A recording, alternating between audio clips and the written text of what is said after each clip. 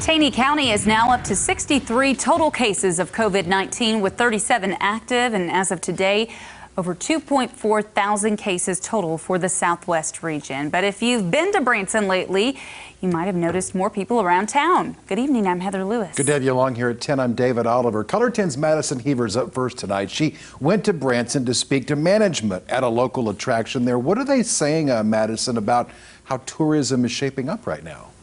Yeah, David, I went to the Runaway Mountain Coaster, and they said while they can't compare their experience to every other business in Branson, there are more people compared to just 2 months ago.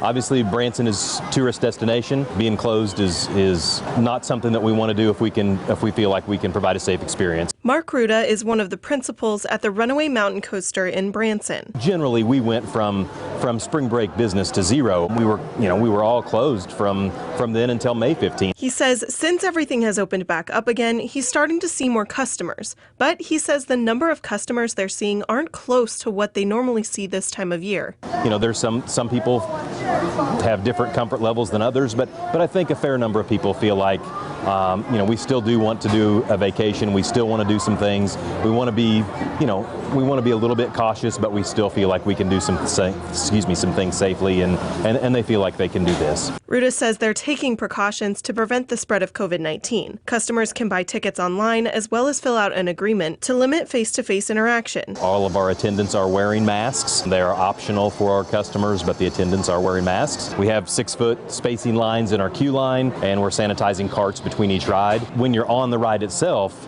you're distanced pretty well. One vacationer at the Runaway Coaster says she's happy she and her family came to visit Branson despite the pandemic. We decided to get out of town, and we have family that's visited here before and always said it was a lot of fun. Overall, we have felt pretty good with what we've seen. I think that customers, they want to come and do things. I think that there is definitely a way to social distance and still get to enjoy certain events and activities that's around town.